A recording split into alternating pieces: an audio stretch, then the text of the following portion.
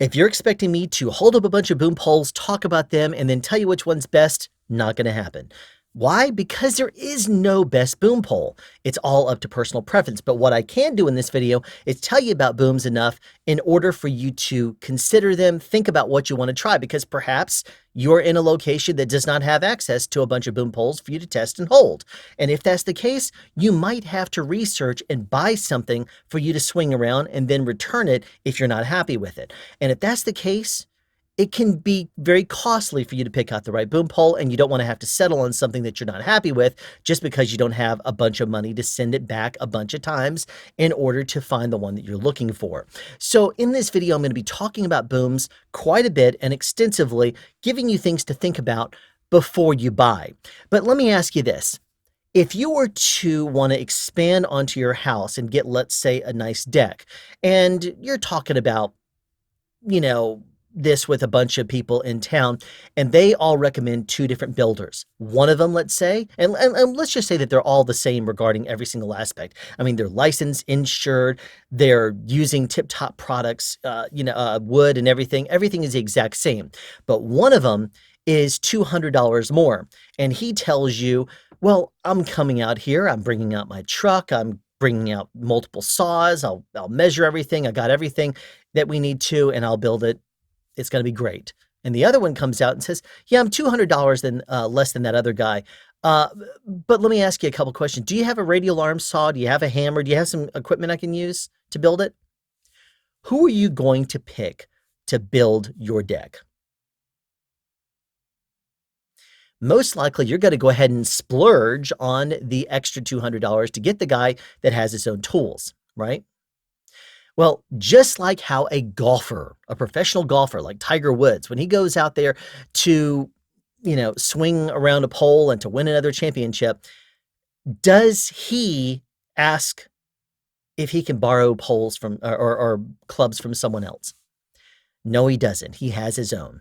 And the reason why it's important is because this is a tool that you use to make money or to do your expertise within your craft. Now, sure, you can use the boom pole that's owned by the mixers that you work with.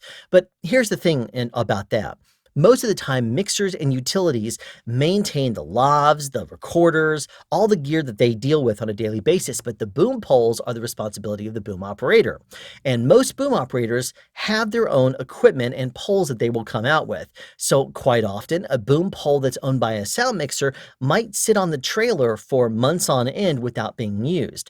And if that's the case, it could have spiders in it. It could be, click. It could have dust in the collars. It could have creaks in it. It could have all kinds of issues with it, not just something that you could wipe it off and it'll be fine.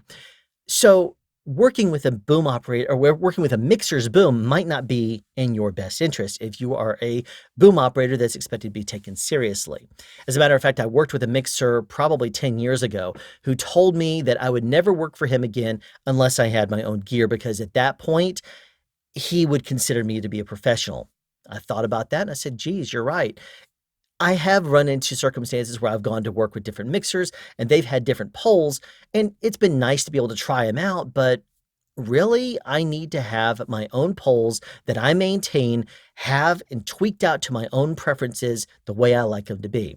He was right about that. And since then, I have bought quite a few poles. Now, if you watch my videos quite a bit, then you probably are familiar with the kind of poles that I like. And I'm not going to tell you about my particular preference in this video. I'm just going to go into some things to think about. Now, when you're considering a boom pole, there's a lot of factors to consider, not just as simple as the pole itself and what it's made of, how long does it go, that kind of thing. But I would like to pause for a split second and say, if you're not familiar with Matt Price at Sound Rolling, he has created a great document called the Boom Pole Cheat Sheet, which has over 125 different booms and different models made by different manufacturers. And without even holding a pole, you can go down the list and you can say, well, if I'm looking for one that's maybe between 14 and 20 feet, then these are the ones I can consider, because it has collapsed length, expanded length, how many sections, what it's made of. It has all these things broken down for you.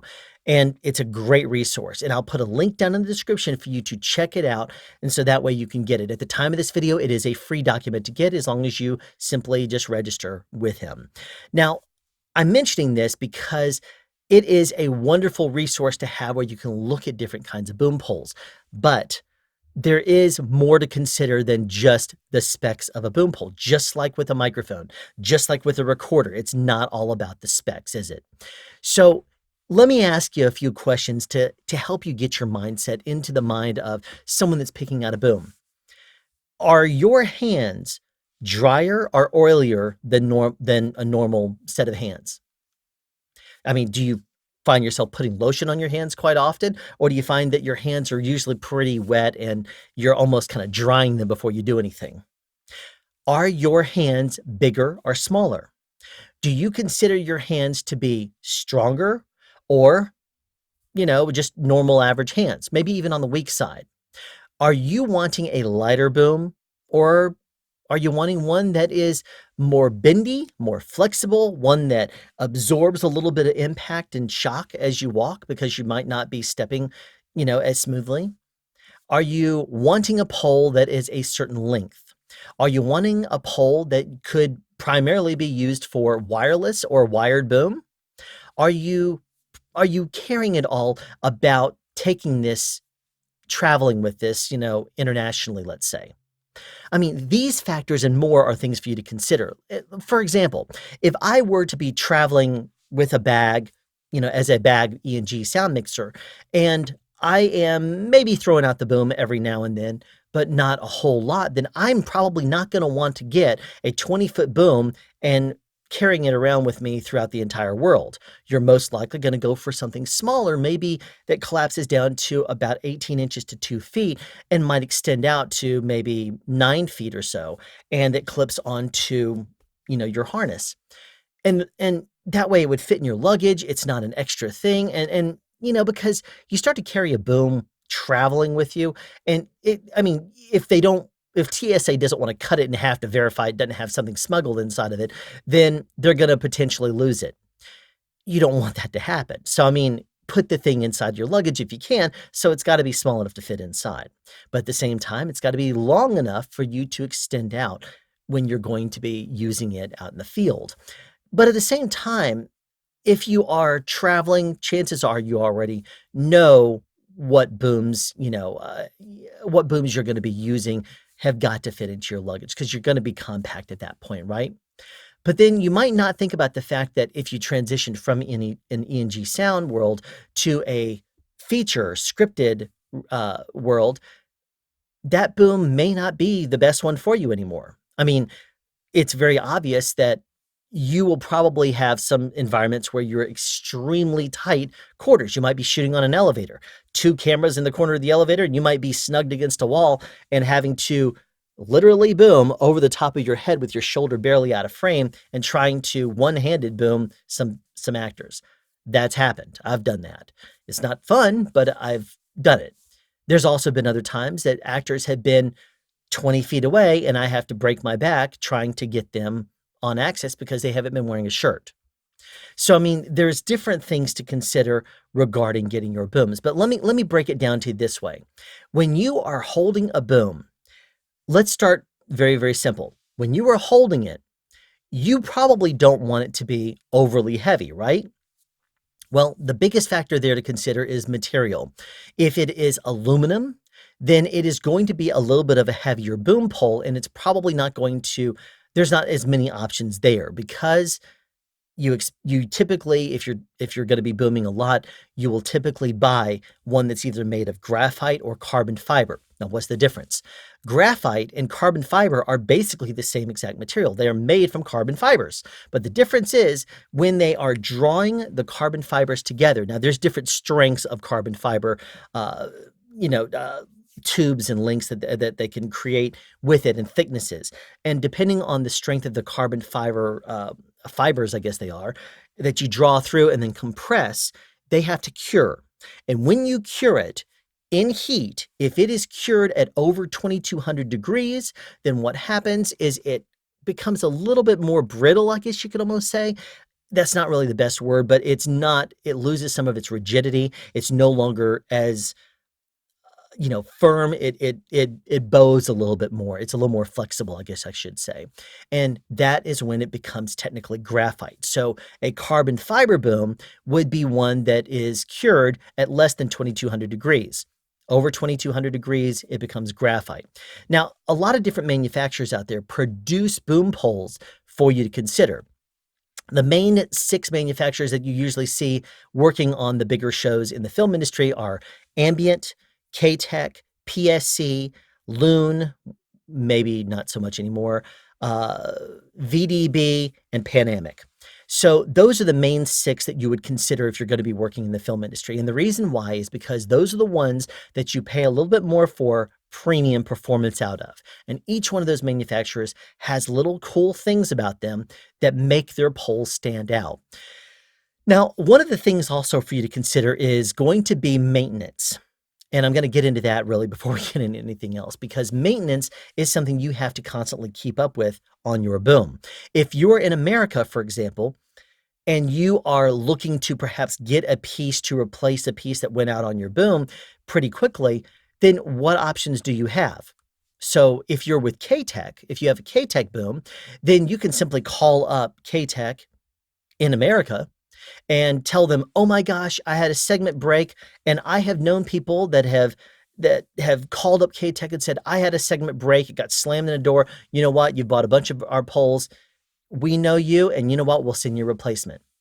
I've also known other people that have contacted them and said, "I need, to send this thing in for repair, and to get it fixed back to factory specs before my next show." And they'll say, "Absolutely," and they'll put you to the head of the line, and they'll have you very well taken care of. As a matter of fact, there's one employee of k-tek that has I don't think he's there anymore, but he was so active about making sure that his customers were taken care of. I used to tell people that you could take a k-tek boom, buy it from him brand new, and then probably take the thing and slam him over the head with it, breaking it, and he has such great customer service, and his company has such great customer service, they would probably make sure that pole is completely repaired back to complete factory specs. Now, he would still sue you individually because that was uncalled for, but he would still professionally make sure that you were very well taken care of.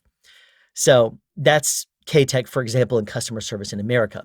But then if you were to get, for example, Loon boom poles, well, ever since Don Wetzel died in, what was it, 2017, he was the main guy that was behind Loon boom poles. And he had multiple patents on them, and he designed a great pole. But once he died, the company kind of vaporized. I mean, at the time of this video, the website's down, you can't really get parts. It's kind of, the phone number, if you try calling it, it basically goes to, the oblivion. It says, "Doo doo doo, we're sorry, your number is out of service." You try emailing them, those emails bounce. Try looking at, the website doesn't exist anymore, so you're gonna have to go to the Wayback Machine in order to find their website.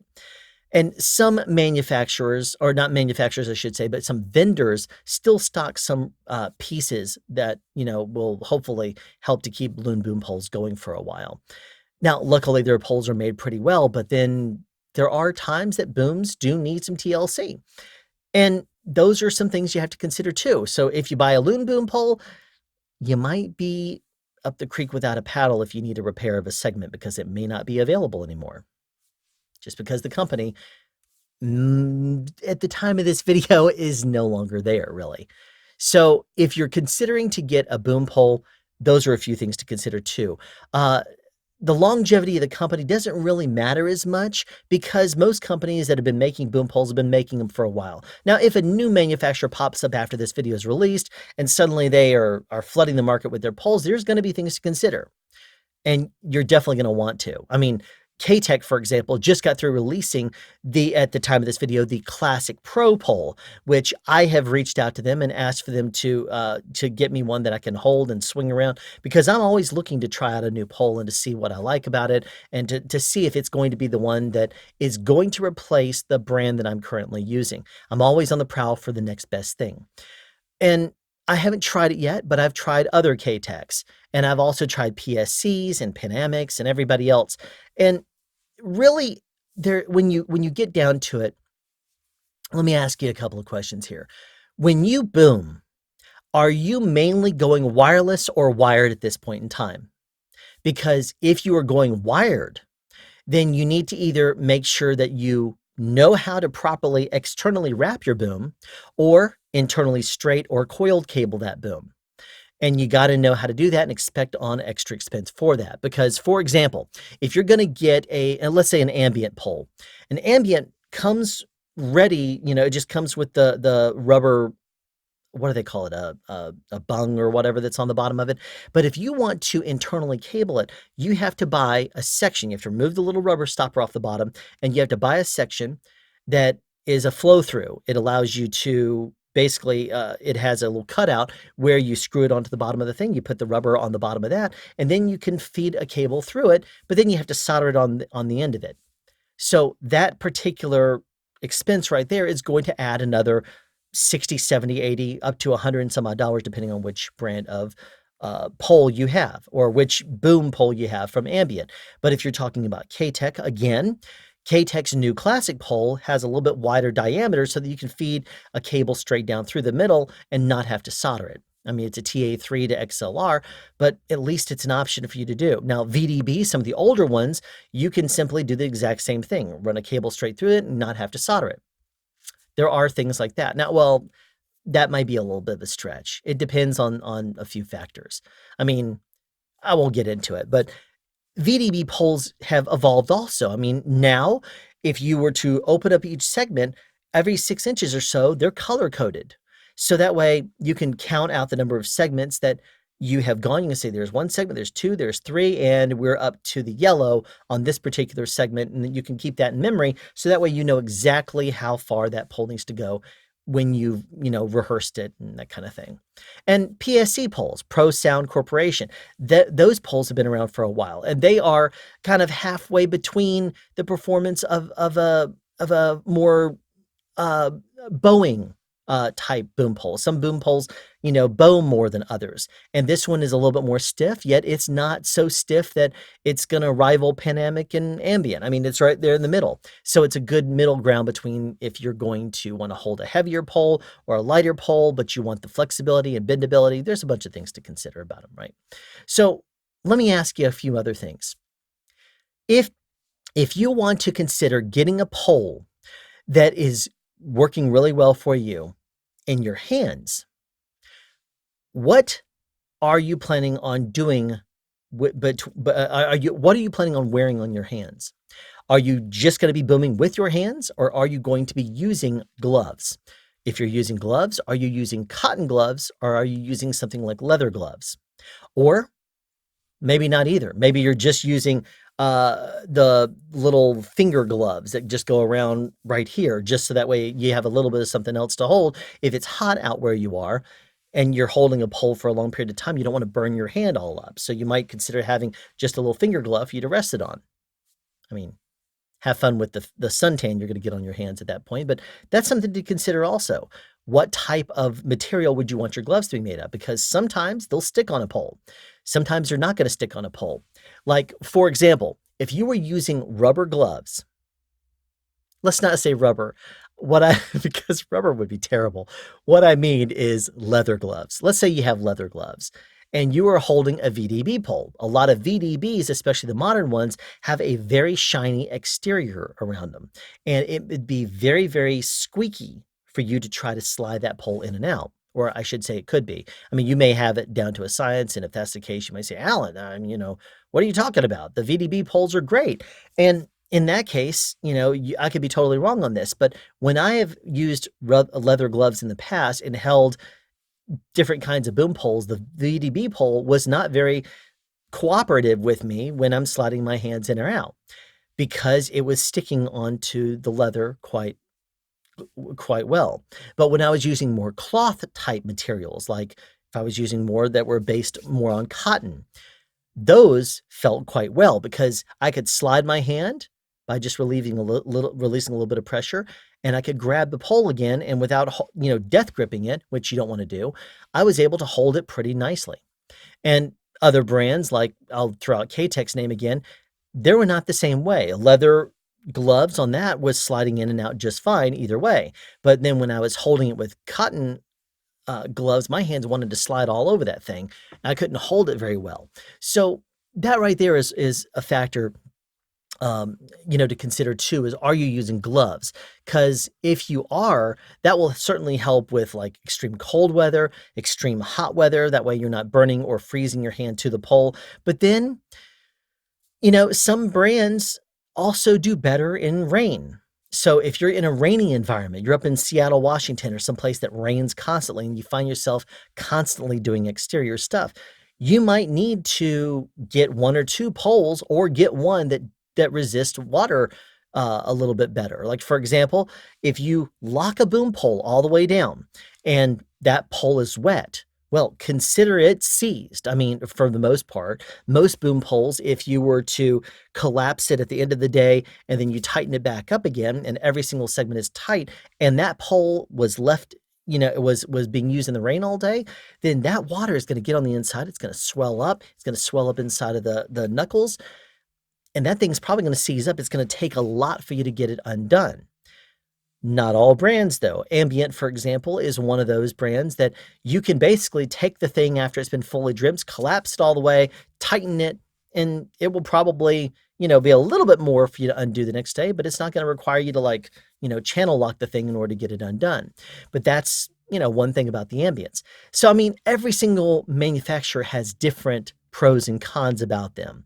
And if you were to consider, for example, when you are standing on set, do you want to have a pole that is a little bit longer, but has fewer segments? Like, for example, you take the pole over your head, you extend out one segment, and you might be good up to like 9 feet. You take out one more segment, and you might be good out to maybe 14 feet. You take out another segment, and you might be good out to, let's say, 18 feet.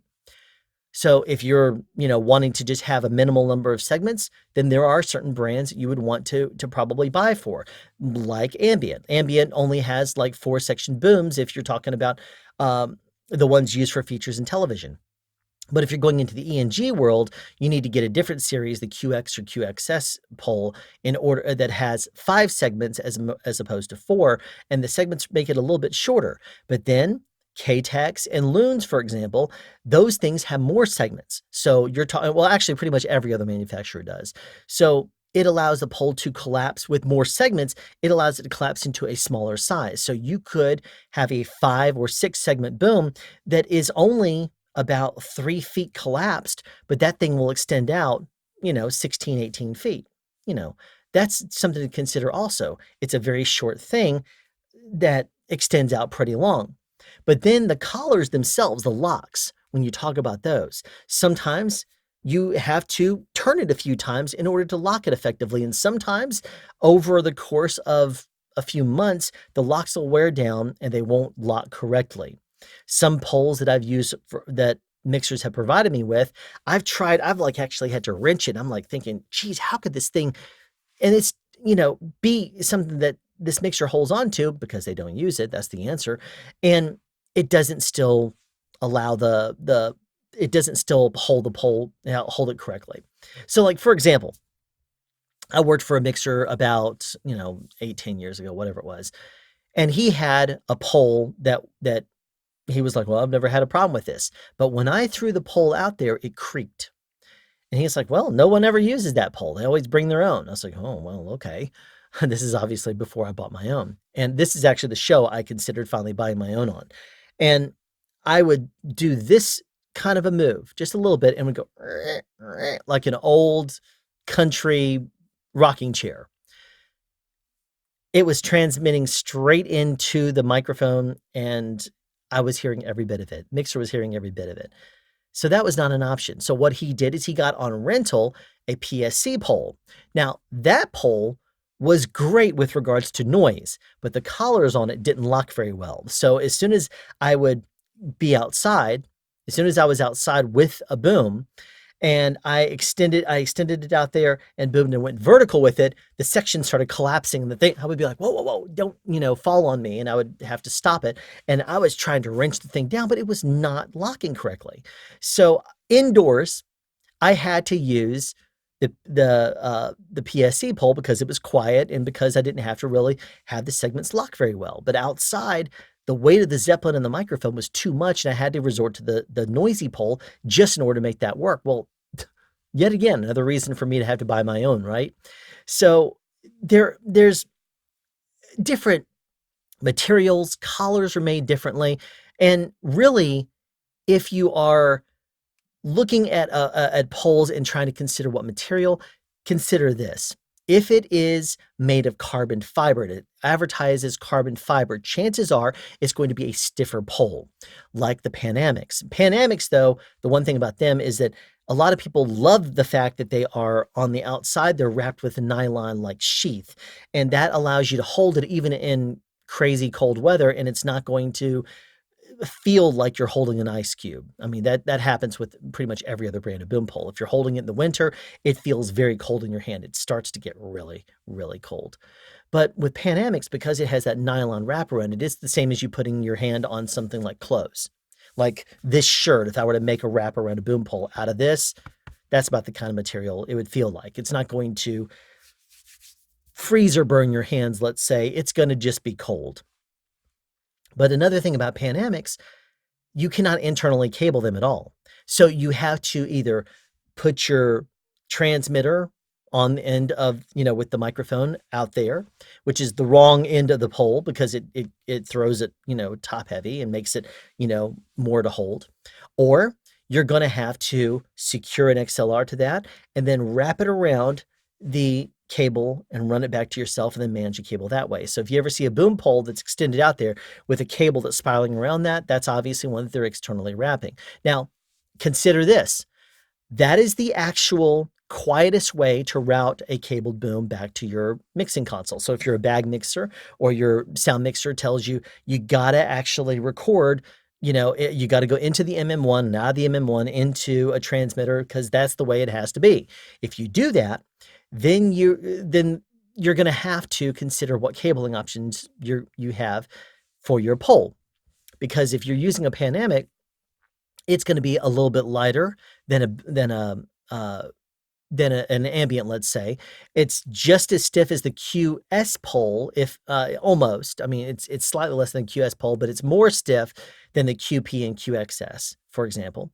But it's also fewer segments. It's the same number of segments, if not, they're smaller segments. They're made differently. They're a thicker diameter, so it's more for you to hold. Some boom operators, I should say, like to hold a fatter boom pole because it's not as much that you have to grip and hold tension-wise. Holding a bigger pole makes it a little bit easier. It also means it doesn't need to be nearly as heavy because the thickness of that it could be thinner, and still because of the increased diameter, it actually makes it stronger than the little smaller segments that are made thicker. And that's just physics on you. But I mean, you could also argue that a small, thinner segment on the inside that is made thicker, by the time you basically expand out that material and make it a bigger diameter, it's the same amount of material there anyway. So, it depends on you and how you like to hold the pole. But if you're doing an external wrap of the pole, that's one option. But if you want to internally cable that pole, some poles have to have different accessories on them. So, for example, back to k-tek. K-tek poles, you can get a side mount XLR. So if you have a cube style transmitter and you just plug it on, you can still rest that boom pole on the ground, and because it comes out from the side, it's not going to really mess with your ability to put that pole down on the ground. Unlike ambient, for example. Ambient only has an end address for its internally cable. If you do it that way, I should say. I mean, there is an option for it also that comes out and comes around to a little collar on there too. So I guess that's inaccurate. But depending on how you plan on routing your cable, that would matter as well. Now, if you're internally coiling cable your boom, you need to have a internal segment, the smallest segment, that is fatter. So that means like an ambient QS or a QP series pole is not going to work because the cable of an XLR coiled cable is going to be bigger than the diameter of the inside of that pole. So internal straight cable is the only option you have there. So you have to go to the QXS series. Now, so one of the things you have to keep in mind is how you want to cable that boom, because you could just say, well, it's going to have a wireless transmitter on the end of it all the time. And that's fine too. In that case, you don't even need to worry about cable. You just have it wirelessly go straight into your bag or straight to your sound mixer. No worries there. But externally wrapping the cable, as long as it's, pulled taut and held on in your rear hand, that is the quietest way to wrap a cable, or to do a cable from your microphone down to your boombox, or whatever or not your boombox, but your, well, I guess it would be a boombox if it's a remote audio, but your MM1 or whatever, however you're doing your cable, wherever your audio is going to. If it's externally wrapping, that is the quietest way to do it, because it is snug to that cable, because it's snug to the pole itself. It's not really moving at all. But second quietest is the internal straight cable, because if you imagine the diameter of the inside of a boom pole is like this, and you have a little bitty XLR that is laying here. If you do a fast move, it might do this, versus an internal coiled cable has a bigger diameter and it's going to roll more.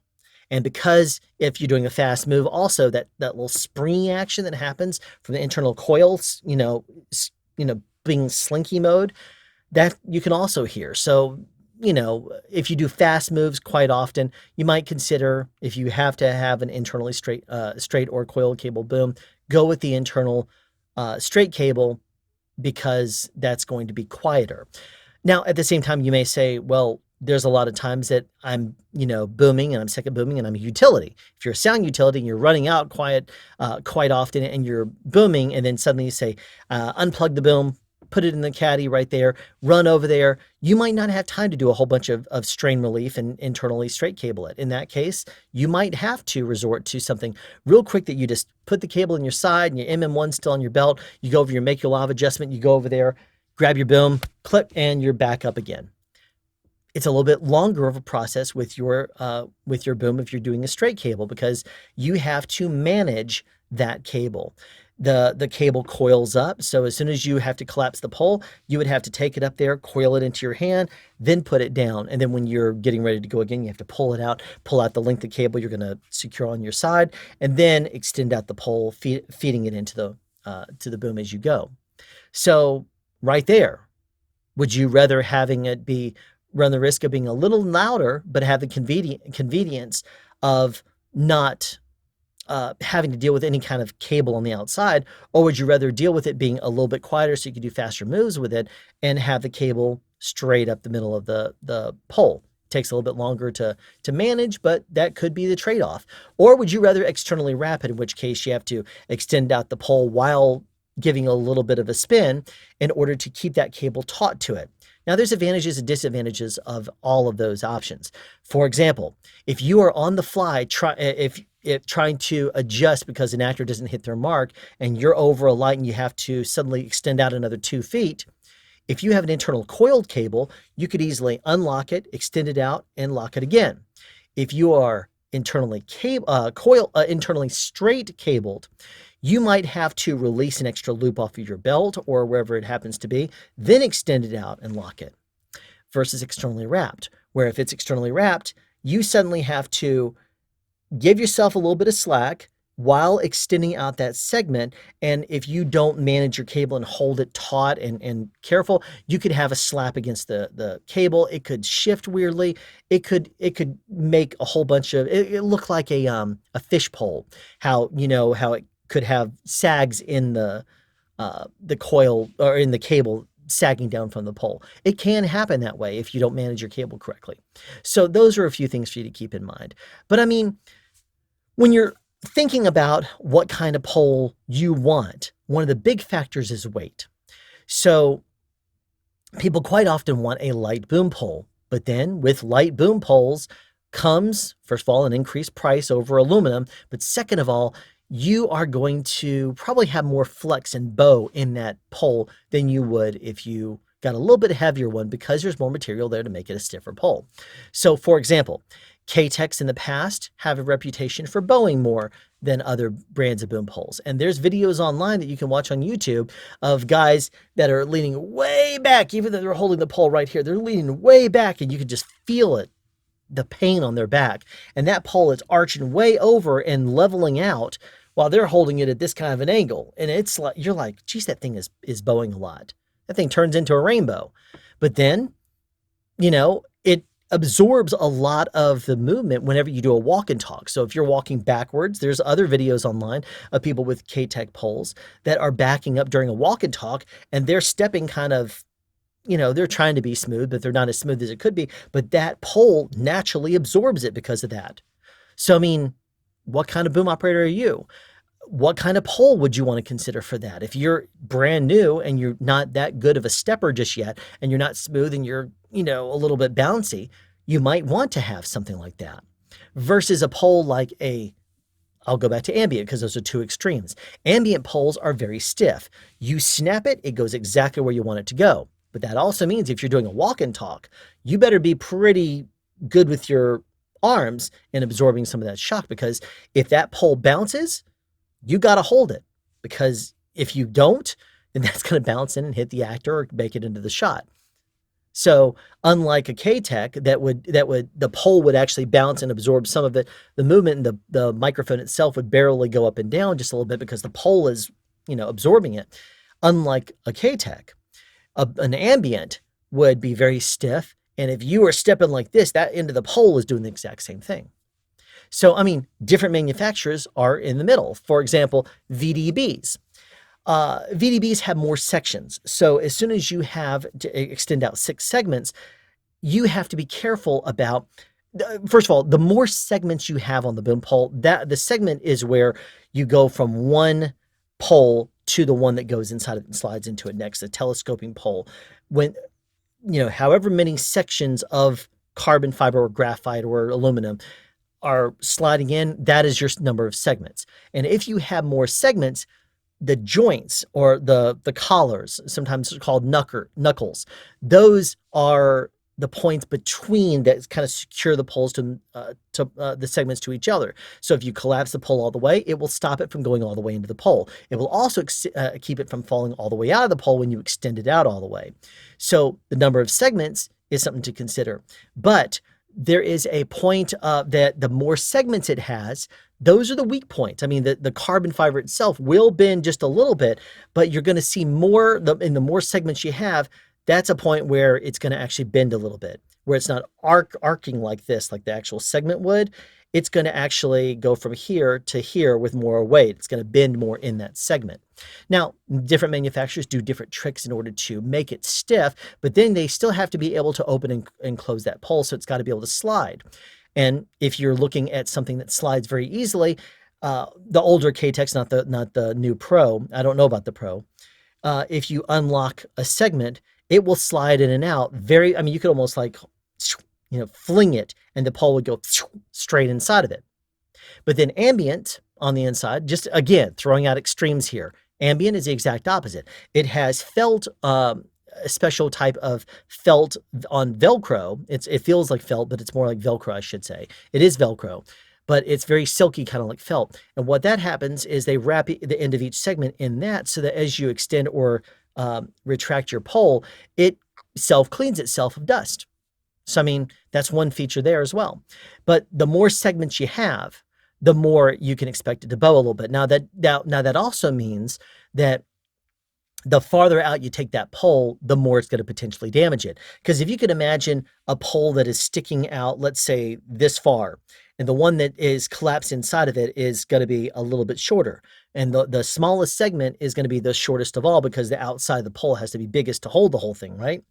So if you are extending that pole out all the way, that pole goes all the way to the very, very end, and it might be holding on to just a little bitty bit of the pole that's extended out. And if it does that, all it takes is a little bit of tension to break that pole right there at the segment.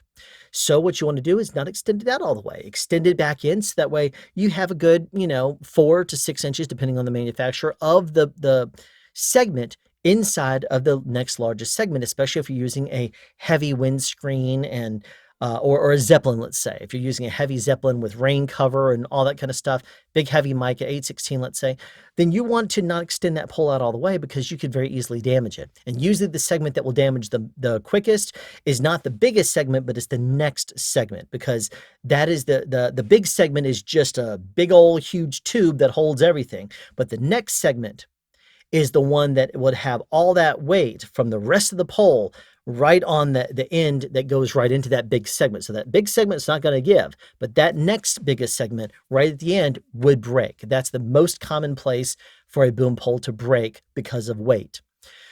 So there's a lot of different factors like those that you need to consider regarding your poles. And every single manufacturer out there has certain features that they have that are selling factors. Like, remember I said the self-cleaning mode of the ambience, or the fact that a Panamic has that extra nylon sheath on the back that people love to hold on to.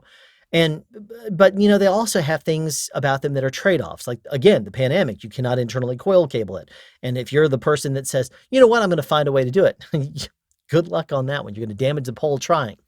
But then the trade-off for like a PSC pole, for example, is that there's going to be a little bit more segments. But it's got a lot of really cool options that you can have. It's not the heaviest pole, it's not the lightest pole, but it feels really good in your hands, and it's very flexible. But at the same time, it's not too flexible. It still has some of that stiffness. So it's a good middle ground pole. But at the same time, and I'm not going to really mention Loon, VDB poles, they're more segments that go down smaller, and it's got the every 6 inches, the little different color, so that way you can easily count out how many feet you're going or how many segments you're going, and that's a really cool feature. Now, also, VDB is the only manufacturer that makes an actual pole that has a quarter lock. It literally takes it's all the way open, and it hits like a little stopper there, and you go 1/4 and it stops again. You extend out the segment, and then you snap it again 1/4 and it will fully lock again, because the locks are made that way. But it means it's a little bit more difficult for you to have to maintain, because it doesn't just completely unscrew like every other brand and manufacturer. You can't just completely unscrew the thing, take it apart, clean it, put it back on there. There's a different procedure you have to do if you're going to clean that particular type of lock. But then other manufacturers like PSCs, even though it doesn't have a stop on there, it sometimes, it might take a little bit more than 1/4 in order to lock it. But ambience might only take 1/8 of it of a twist to lock, because their locking mechanism is different than others. So I have actually taken ambience and gone that much with it, and it's now fully smooth and sliding in and out. And then I go like that, just a little bitty, not even 1/8 of a turn, and it locks solid again. So, I mean, the locks are important too, how big those locks are. Ambience also make bigger locks. And those locks, Panamics are probably the biggest, let the truth be known. But then theirs are also, they're bigger diameter and they're very, very light. The ambient ones, there's more metal to them, so they can get even heavier. But because they lock so effectively, they are bigger and they're more metal. There's more metal to it. So collapsing all the different segments could be this much of room right there on an ambient, versus a PSC, which would collapse into all the segments. The little collars right there, the little knuckles that you would grab to extend out the pole, would collapse down to only like that much. About the same on a VDB or a k-tek. I mean, there's a lot of different factors to consider. So look at the different manufacturers, check out that boom pole cheat sheet, determine what kind of boom operator you are. Would you rather have a lighter pole? I mean, obviously we want it to be light, right? But would you rather have a lighter pole that has a little bit of flexibility in it? Would you rather have a little bit of a heavier pole that is rock solid stiff and snaps where you want it to? Are you planning on internally cabling your boom? If so, are you going to straight cable it or coil cable it? Because if so, different manufacturers have different different models that you would have to buy accordingly. If you're not planning on cabling it at all, and you're throwing the boom out there with a transmitter on the end of it, that's fine too. Then you might need to consider the extra weight that's going to be on that, and you might need to either get a lighter pole or a stiffer pole, all things considered. But then, if you're traveling, again, you might need to get a smaller pole that would collapse into more sections that you could still pack away and get more more length out of it. But one last factor to consider here is if you're buying your first pole, what length of pole do you buy? What I usually recommend to people is to try to get one that goes fully extended around 14 to 16 feet. That's going to be good for most of the time that you're booming, especially on movies and television. I mean, if it's E&G sound for like, you're a bag mixer, then in that case, then maybe up to like 10 feet. Between 9 and 10 feet is usually what I would recommend there. You don't need to have all that length because with that extra length comes extra length off the end of the pole. And in a 4-section pole that goes between, or let's say a 5-section pole that goes between, let's say that's 15 feet, then 5 sections in order to collapse down to maybe, and comparing that to a 5-section 10-foot pole, that's a whole difference of a foot right there. And that could make the difference between a pole being this long and that long. And a pole that's hanging off of you and barely, touching your thigh right here, and, that you just kind of ignore because it sits on your side, would be a totally different experience running, if you're doing run and gun stuff, with a pole that's an extra foot and now it's hitting your knees. So that right there is something to consider too. Now, if you're buying multiple poles at the same time, or once you buy your first pole that's maybe 14 to 16 feet, then after that, or let's just say your manufacturer doesn't have different lengths. Let's say you're looking at like Ambient, and Ambient only has the 12-footer and then they have the 18-footer, and those are approximates. Then I would say between those two, go for the 18-footer too. Go for the 18-footer over the 12, because when you go outside, you might need to have that extra length, or you might need the extra length inside, but you're talking about the difference in collapsed pole between this amount of length and that amount of length. So consider that if you could only get one pole, then you're probably gonna appreciate having the extra length more so than the having it shorter, even though it's lighter and it's going to be smaller for you to manage. In a movie or a television show, you're probably going to want to have that extra length than not. So I would say try to get your first pole between 14 and let's say 18 feet, depending on the manufacturer. And then for a second pole, maybe you can get something smaller around 10 or 14 feet. So if your first pole is, let's say, a k-tek studio pole, and you want to go ahead and get the 20-footer, then your second pole with k-tek might be a 14-footer, or try a different brand, try a PSC. They make really good poles too. And if it's a longer pole, you may want it to be a lighter pole, because you're like, well, geez, if I'm going to extend out a really, really long distance, I want to have that bounce in the pole to absorb some of it. And I want it to be as light as possible. But then when it gets smaller, you may say, oh, you know what? I might go for an Ambient then, because that extra weight isn't going to bother me if I'm only extending it out 12 feet. So, I mean, factors to consider like that, but definitely check out Matt Price's boom pole cheat sheet, and don't be afraid to call up a manufacturer also and ask them some questions about that. Every single manufacturer that makes boom poles, they are, they're more than happy to talk with you about them.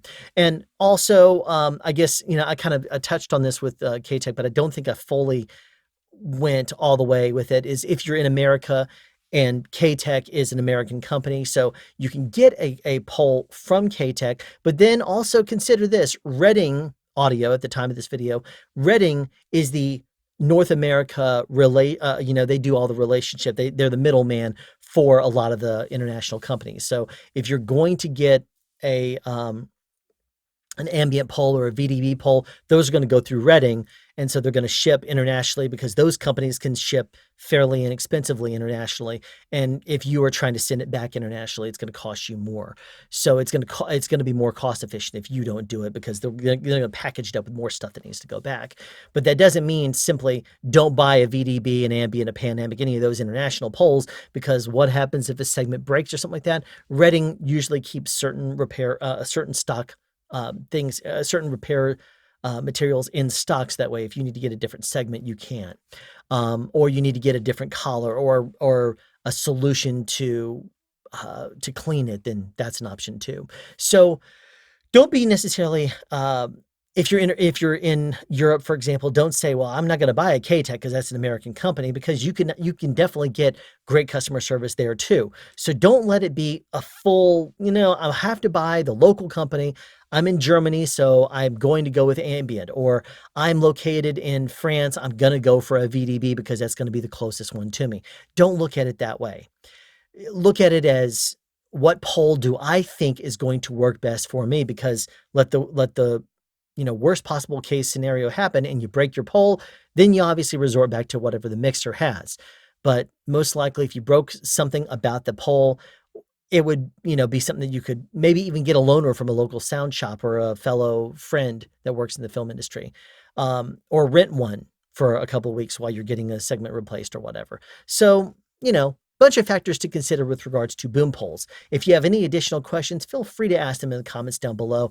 And in the future, I'll probably get into actual pole technique, but notice we haven't even done that yet because it's really not about how you hold the pole. Now, there is a lot of factors to consider regarding that too, but the management of the actual job itself is a lot to consider, and as is the pole handling. But then pole handling has to do with your relationship with that pole, doesn't it? So we could have pole handling in the near future. Anyway, I wanted to at least cover this before we got into the actual handling and the technique of it, because it all comes down to the tools that you are using on a daily basis to do your job well, and you want to make sure you get something that works well with you and how you are. Have a question you'd like answered or want to add something? Be sure to write it in the comment section down below. You can also make a suggestion for future topics of discussion. Again, comment section down below, or you can email me at soundspeeds@yahoo.com. Be sure to subscribe and turn on notifications so you won't miss out on future sound advice.